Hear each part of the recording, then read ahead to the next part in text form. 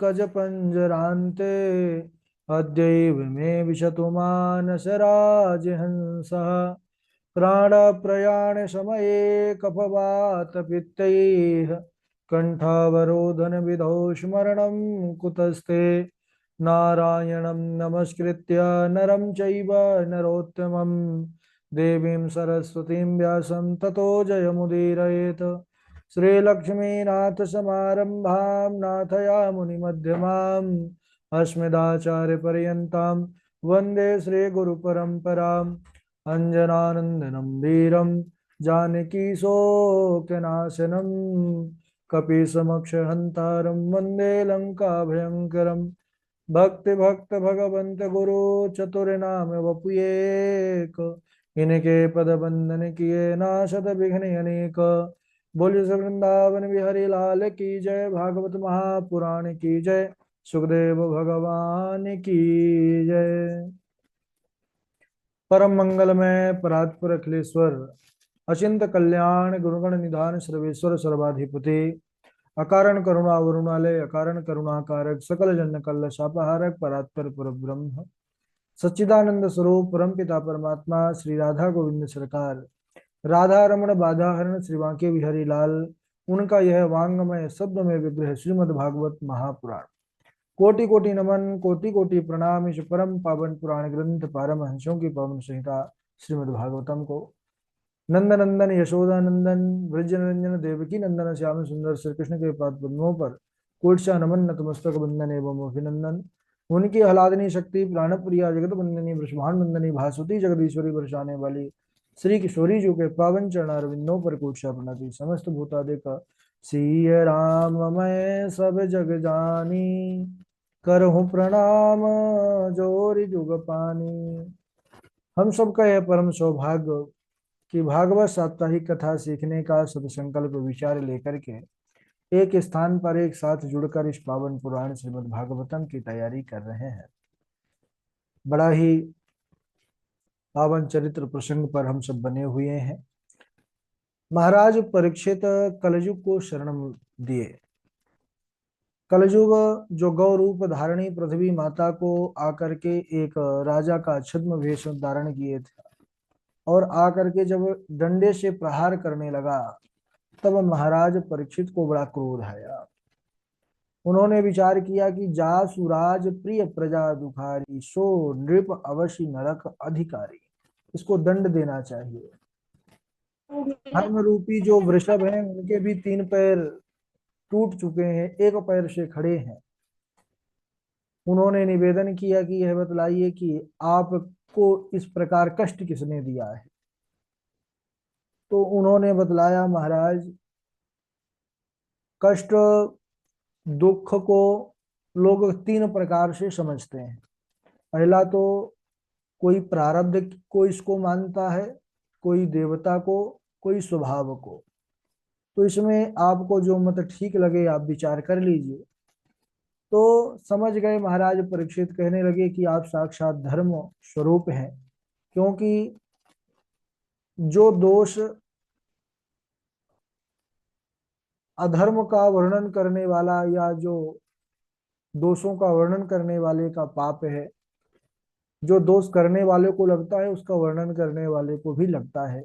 और आप जब इस प्रकार का उत्तर दिए हैं, साक्षात धर्म रूप है। अब मैं इस दुष्ट को अभी दंड देता हूं। देखिए कि वह चरणों में पड़ा है। बोले, महाराज मुझे मारिए ना, मैं आपकी शरण में हूँ। शरणागत का त्याग नहीं करना चाहिए। इसलिए महाराज परीक्षित ने कहा कि तुम इस राज्य से निकल जाओ। राज्य से निकलने को कहा।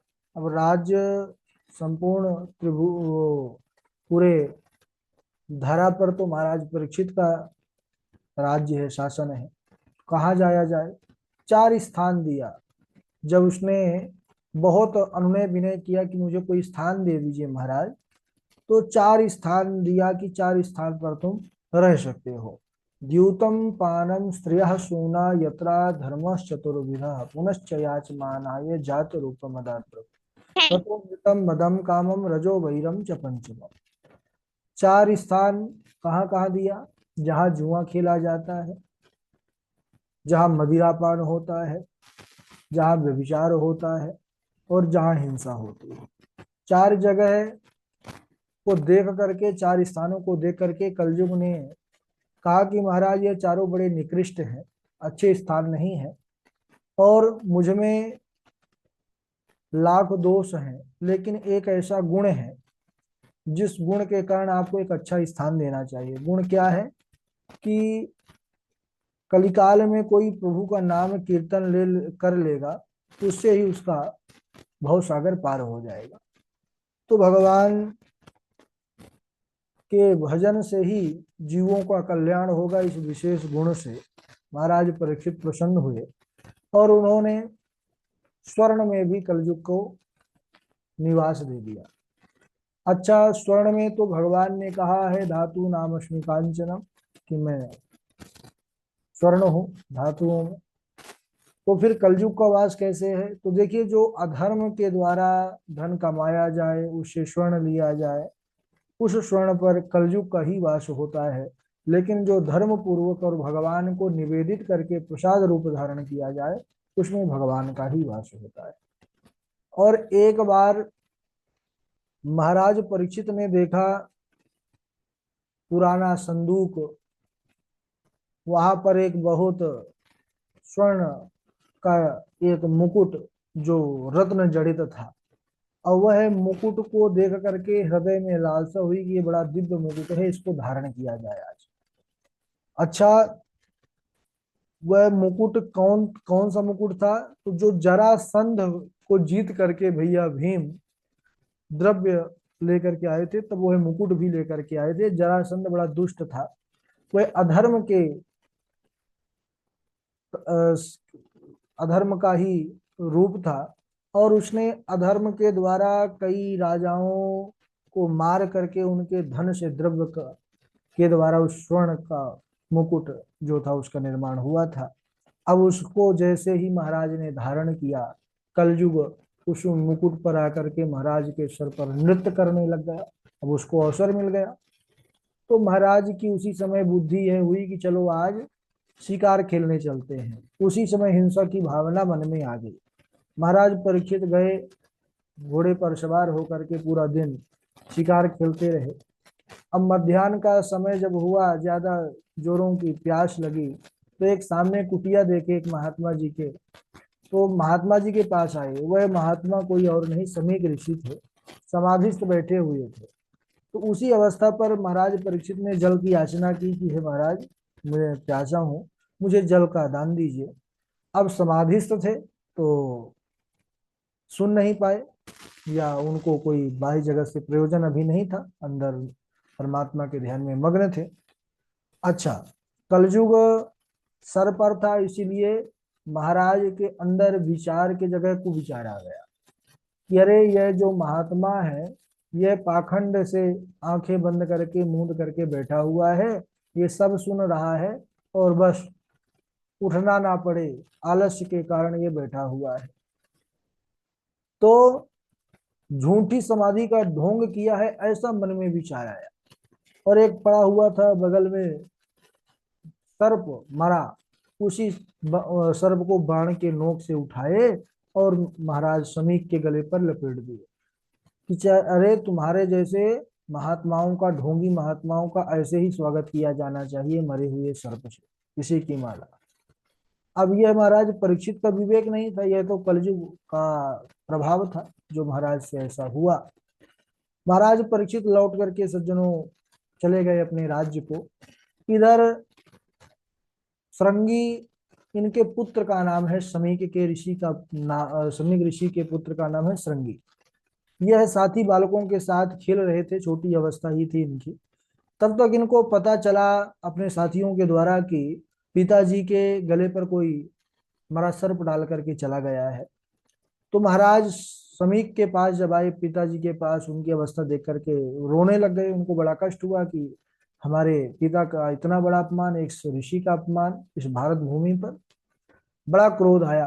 अब छोटी अवस्था ही थी, तो भागे भागे समीक ऋषि के पुत्र श्रृंगी जाते हैं और जाकर के कौशिकी नदी के जल पर आचमन करते हैं और हाथ में जल लेकर के भयंकर श्राप दे दिया, घोर श्राप। कैसा श्राप महाराज परीक्षित को कि इति लंघित मर्यादम तक्ष का सप्तमे हनि दंशति स्म कुलांगारम चोदितो में तदद्रुहम। इति लंघित मर्यादम तक्षक सप्तमे हनि, जिसने भी इस प्रकार मर्यादा का उल्लंघन किया है, आज से 7वें दिन उसको तक्षक नामक सर्प डसेगा और उसकी मृत्यु हो जाएगी। महाराज परीक्षित को जब इस प्रकार भयंकर श्राप दे दिया श्रृंगी ने, लौट करके आया है और आकर के जब पिताजी के सामने जोर जोर से रोना प्रारंभ किया श्रृंगी ऋषि ने, तो शमीक जी की समाधि खुलती है और कहते हैं, बेटा पुत्र क्यों रो रहे हो। सारी घटना का वर्णन किया है श्रृंगी ने कि पिताजी आपका अपमान मुझसे सहा नहीं गया और मैंने तो श्राप दे दिया। जैसे ही शमीक ऋषि को यह पता चला कि महाराज परीक्षित को श्राप दिया है मेरे पुत्र ने, उनको बड़ा दुख पश्चाताप हुआ। अरे पुत्र, तुमने यह क्या किया। तुमने उन महाराज परीक्षित, वह तो परम भगवत भक्त हैं, उनको तुमने श्राप दे करके अच्छा नहीं किया। हे श्रृंगी, याद रखना, अब इस पृथ्वी को, इस धरा को, इस कलयुग में महाराज परीक्षित जैसा धर्मात्मा राजा दोबारा नहीं मिलेगा। अरे उन महाराज परीक्षित के कारण ही तो हम सब ऋषि मुनि निर्भय होकर के वन पर रहते हुए भगवान का भजन साधना करते हैं। तुमने उनको ही श्राप दे दिया। अब क्या हो सकता है। श्राप वो भी ब्रह्म, ब्रह्म श्राप, यह कभी मिथ्या नहीं हो सकता। तो शमीक जी अपने शिष्यों को भेजते हैं कि जाओ महाराज परीक्षित को, वो हाँ महाराज परीक्षित को सूचना दो कि वह अपना 7 दिनों के अंदर कल्याण का कोई साधन कर ले। ऐसा ऐसा उनको श्राप दिया जा चुका है। इधर जैसे ही महाराज परीक्षित सज्जनों अपने राज्य में पहुंचे हैं और जैसे ही अपना मुकुट उतार के रखे, तो सारी घटना उनके सामने चित्रपट आंखों के सामने चलने लग गई। तब महाराज बैठ करके रोने लगे, कहने लगे, बताओ हमारे राज्य में कभी ऐसा नहीं हुआ और राजा के द्वारा तो ऐसा कर्म कभी हुआ ही नहीं कि किसी महात्मा ऋषि, हम लोग तो महात्मा ब्राह्मणों के लिए अपने प्राण भी समर्पित कर देते हैं, और आज मुझसे इतनी बड़ी भूल हुई। मैंने एक महात्मा का अपराध किया, तिरस्कार किया, अपमान किया। हे विधाता, हे परमात्मा, मुझे इस अपराध के बदले ऐसा दंड देना जीवन में कि कभी मुझे ऐसा भूल स्वप्न पर भी ना हो। महाराज ऐसा बोल करके, ऐसा विचार करके बैठे ही थे पश्चाताप करते हुए, तभी तक सूचना मिली कि महाराज कोई शमीक ऋषि के शिष्य हैं जो आपसे तुरंत मिलना चाहते हैं। महाराज ने कहा, शीघ्र उनको लेकर के आओ। इधर सज्जनों जैसे ही महाराज परीक्षित को उन्होंने सूचना दिया है कि महाराज आपके पास केवल 7 दिवस है, 7वें दिन तक्षक नामक सर्प डसेगा और आपकी मृत्यु होगी। आपको ऐसा श्राप शमीक के पुत्र संगी के द्वारा मिल चुका है, आप अपना कोई कल्याण का साधन कर लें। जैसे ही महाराज परीक्षित ने यह सुना, बोले कि हे प्रभु, आपने मुझे इस प्रकार जो दिया है, मेरे जो पाप है, मुझसे जो कर्म बना है, इसका तो बहुत से बड़ा प्रायश्चित करने पर भी महात्मा का जो अपराध है, क्योंकि एक बार भगवान का अपराध बन जाए वो तो क्षमा योग्य होता है, लेकिन महात्माओं का अपराध, लेकिन यह महाराज परीक्षित के स्वयं के द्वारा नहीं हुआ, यह सब लीला थी प्रभु की। कलयुग को इस प्रकार स्थापित होना था। तो अब महाराज परीक्षित के माध्यम से ही जगत में, अगर महाराज परीक्षित को ऐसा श्राप नहीं हुआ, उसको वरदान समझिए। वरदान इसलिए कि महाराज परीक्षित के कारण ही तो यह भागवत जन जन में सबके पास आई है। सुखदेव मुनि ने इसको जो है, इस अध्यात्म दीप को प्रज्वलित किया है, समस्त संसारियों का, जगत का कल्याण किया है। महाराज परीक्षित एक पल में सुनते ही अद्भुत वैराग्य जगा है। उन्होंने पूरा राज्य, संपूर्ण राज्य पाठ अपने पुत्र जन्मेजय को सौंपा है और वहां से राज्य पाट छोड़ करके और चले आए हैं गंगा के तट पावन सुखताल पर। आ करके बैठ गए हैं। वहां पर सज्जनों अनेकों ऋषि महात्मा हैं। अत्रि, वशिष्ठ, च्यवन, भृगु, अंगिरा, पराशर, विश्वामित्र, भरद्वाज, गौतम, वेद व्यास, अनेकों ऋषि महात्मा बैठे हुए हैं। महाराज परीक्षित जाते हैं, जाकर के सबका पूजन करते हैं, सबको प्रणाम करते हैं, सबके सामने एक निवेदन करते हैं, एक प्रश्न रखते हैं। प्रश्न यह रखते हैं कि जो मरने वाला है उसको क्या करना चाहिए। तो जो मरने वाला क्या करना चाहिए, सुनने के बाद जब कोई एक निर्णय पर नहीं पहुंचा, तो उस समय तत्रात भगवत भगवान व्यास पुत्र, उसी समय व्यास पुत्र श्री सुखदेव मुनि सभी के मध्य में प्रकट हो गए। बोलिए सुखदेव भगवान की जय। सुखदेव जी की अवस्था यहाँ पर बड़ी छोटी है। कहते हैं सुंदर 16 वर्षीय अवस्था, और देखने में जो उनका तेज है वह विशेष रूप से प्रकाशित हो रहा है, चारों दिशाओं को प्रकाशित कर रहा है। और कहते हैं कि सुकोमल कर कमल, सुंदर चरणारविंद, उनको देखते ही बड़े बड़े ऋषि जो कई कई हजार वर्ष जिनकी आयु थी, वह उनके सामने नतमस्तक हो गए, खड़े होकर के उनका स्वागत सत्कार किया। महाराज परीक्षित ने सुखदेव भगवान का पूजन किया है, और पूजन करने के बाद जब वो है सुख पूर्वक बैठ गए हैं, तब उनसे प्रश्न किया है। क्या प्रश्न किया है? कहने लगे कि हे महाराज, अतः पृक्षामि संसिद्धिं योगिनां परमं गुरुं पुरुषस्य यत् कार्यं म्रियमाणस्य सर्वथा यश्रोतव्यमतो जप्यं यत् कर्तव्यं रवि प्रभो स्मर्तव्यं भजनीयं वा ब्रूहि यद्वा विपर्ययम्। अतः पृक्षामि संसिद्धिं योगी नाम परमम गुरु। योगियों के भी जो परम गुरु हैं सुखदेव मुनि, कहने लगे कि महाराज बतलाइए, जो सर्वथा म्रियमाण है, मरने वाला है, उसको क्या करना चाहिए। किसका श्रवण करे, किसका जप करे, किसका भजन करे, क्या करे अथवा क्या ना करे। स्मर्तव्यम भजनीयम वा ब्रूहि यद्वा विपर्ययम्। महाराज परीक्षित के ऐसे प्रश्नों को सुनकर के सुखदेव भगवान विशेष प्रसन्न होते हैं। आह्लादित तो होकर के उनके प्रश्न की प्रशंसा करते हुए उस प्रश्न के प्रत्युत्तर में क्या कहते हैं उसको हम अगले दिवस श्रवण करेंगे। और प्रसन्नता की बात यह है कि महाराज परीक्षित का प्रश्न होता है प्रथम स्कंद के विश्राम के ठीक पूर्व, और इसका प्रत्युत्तर प्रश्न की प्रशंसा करते हुए और प्रारंभ करते हैं सुखदेव भगवान बोलना द्वितीय स्कंद से। तो हम सब लोग अब द्वितीय स्कंद में प्रवेश करेंगे। आज यहीं तक। बोलिए वृंदावन बिहारी लाल की जय। आप सब लोग डायरी नोट्स जो भी बना रहे हैं उसको आप लिखते जाइएगा मेहनत के द्वारा। ऐसा ना हो कि कथा बढ़ते जाए, ना तो आप लिखने में ध्यान दो ना पढ़ने में ध्यान दो, तो सुनने बस से कल्याण नहीं होगा। उस पर समय दीजिए, अभ्यास कीजिए, श्लोक कंठस्थ कीजिए। चलिए बारी बारी से सब लोग सुनाएंगे, क्रम से उसी क्रम से चलते जाएंगे हम लोग।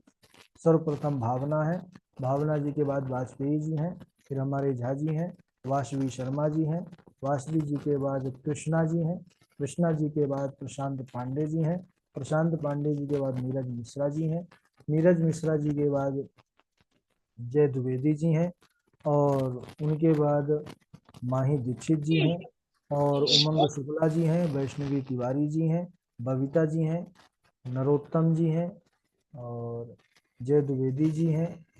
चलिए नीरज द्विवेदी जी है। प्रारंभ करिए। भावना, भावना व्यस्त हैं? ठीक है भाई, भावना व्यस्त हैं तो आप। राधे राधे गुरु जी, राधे राधे। हाँ वाजपेयी जी। विदुरस्ततीर्थयात्रायां मैत्रेदात्मनो गतिम् ज्ञात्वा गाददारिततनपुरं तायावाप्तविप्सिता क्वचित्तप्रेष्ट पेष्टतमेनाथ हृदयेनात्मबन्धुना शून्योऽस्मिन् रहितो नित्यं मन्यसे तेन यथा नरुक्। राधे राधे। ठीक है। झा जी का स्वागत है। राधे राधे गुरु जी। हाँ, सुनाइए भाव में। तेनीयं गाढमयी वांगमयी, मूर्तिः। दा नहीं है वो, वांगमयी। हाँ, तेनीयं वाङ्मयी मूर्तिः प्रत्यक्ष कृष्ण एव हि यः साक्षात् भगवान् श्री हरि का स्वरूप है कि शब्दमयी मूर्ति है कोशि की संहिता में कहा गया है। पादो तु प्रथम स्कंदः द्वितीयो जानुनी श्रुतः तृतीयः संस्थनि नेत्र संस्थाने ज्ञेयः ज्ञेयः चतुर्था चतुर्थः। कटिमुच्यते। हाँ, ठीक है। झा जी। राधे राधे गुरु जी। हाँ, राधे राधे। अश्वस्थामनोपसृष्टेन ब्रह्मश्रेष्णोरुतेजसा उत्तरायाः तो गर्भ ईशेना ईशेना जीवित ईशेन जीवित पुनः अश्वत्थामनोपसृष्टेन ब्रह्मशीर्षो ब्रह्मशीर्षणोरुतेजसा उत्तरायातो गर्भ ईशेन जीवितः पुनः तस्य जन्म महाबुद्धे कर्माणि च महात्मनः निधनं च यथैवासीत् स्वप्रेत्य गतवान् यथा तस्य जन्म महाबुद्धे कर्माणि च महात्मनः निधनं च यथैवासीत् स्वप्रेत्य गतवान् यथा विदुरस्तीर्थयात्रायां मैत्रेयादात्मनो मैत्रेयादात्मनो गतिम् विदुरतीर्थयात्रायां मैत्रेयादात्मनो गतिम् ज्ञात्वा अगातहास्तिनपुरम् ज्ञात्वा अगातहास्तिनपुरम् तया वाप्त विवित्सितः कच्चित् प्रेष्ठतमेनाथ हृदयेनात्मबन्धुना शून्यो अस्मि रहितो नित्यम् शून्यो अस्मि रहितो नित्यम् मन्यसे तेन यथा नरु। राधे राधे गुरु जी। हाँ, राधे। वासवी शर्मा, आप सुनाइए। प्रणाम। अस्वस्थामनोपशिष्टेन ब्रह्मजिष्णुरुतेजसा उत्तराया हतो गर्भ ईशेनाजीवितः पुनः तस्य जन्म महाबुद्धे कर्माणि च महात्मनः निधनं च यथैवासीत् प्रेत्य गतवान् यथा विदुरस्तीर्थयात्रायां मैत्रेयादात्मनो गतिं ज्ञात्वा गार्धस्थेन पुरं तया वाप्त विवित्सितः कच्चित् पृष्ठतमेनाथ हृदयेनात्मबन्धुना शून्योऽस्मि रहितो नित्यं मन्यसे तेन यथा नरो। जी गुरु जी। ठीक है। वासवी जी के बाद आगे सुनाए। कृष्णा जी हैं, प्रशांत पांडे जी हैं। राधे राधे गुरुदेव। हाँ, सुनाए।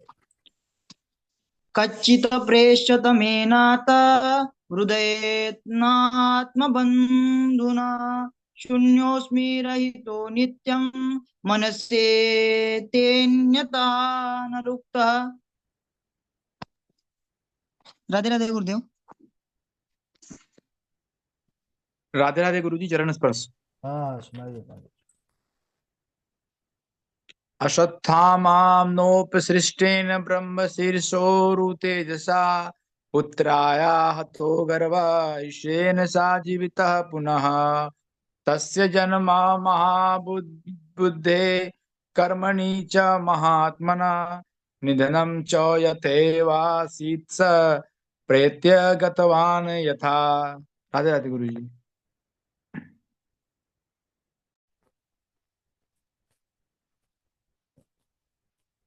हाँ जी, आप वैष्णवी तिवारी हैं, नरोत्तम जी हैं। राधे राधे गुरुजी प्रणाम। हाँ सुनाइए। कच्चित् प्रेष्ठतमे नाथ हृदय नाम बंधुना शून्योऽस्मि रहितो नित्यं मन्यसे तेन्यथा नरुक। जी गुरुजी प्रणाम।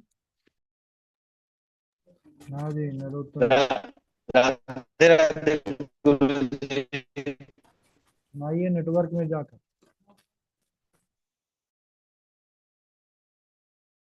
जय द्विवेदी जी।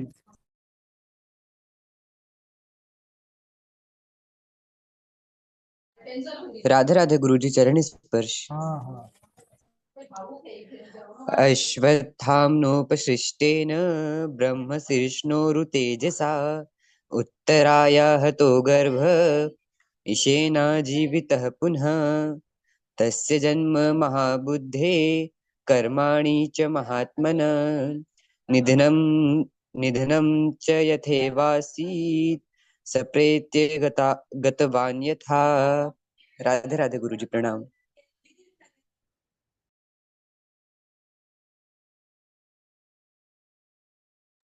और कौन है? बबीता जी हैं, सुनाइए। गुरु जी प्रणाम। राधे राधे। बबीता जी सुनाइए, तब तक नीरज जी आप नेटवर्क में बाहर निकल के जाइए तब सुनाइए। राधे राधे गुरुजी। हाँ। अश्वत्थाम्नोपसृष्टेन ब्रह्मशीर्षोरु तेजसा उत्तराया हतो गर्भा ईशाने जीवितः पुनः तस्य जन्म महाबुद्धे कर्माणि च महात्मनः निधनं च यथैवासी स्प्रेत्य गतवान् यथा। विदुरस्तीर्थयात्रायां मैत्रेयादात्मनुगतिं ज्ञात्वा गाधस्तिन् पुरं तया व्याप्तविवित्सिताः कच्चित् प्रेष्ठतमेनाथ हृदयेनाथ बन्धुना शून्योऽस्मि रहितो नित्यं मन्यसे तेन था नरुक्। जी गुरु जी। ठीक है। और कौन है? राधे राधे।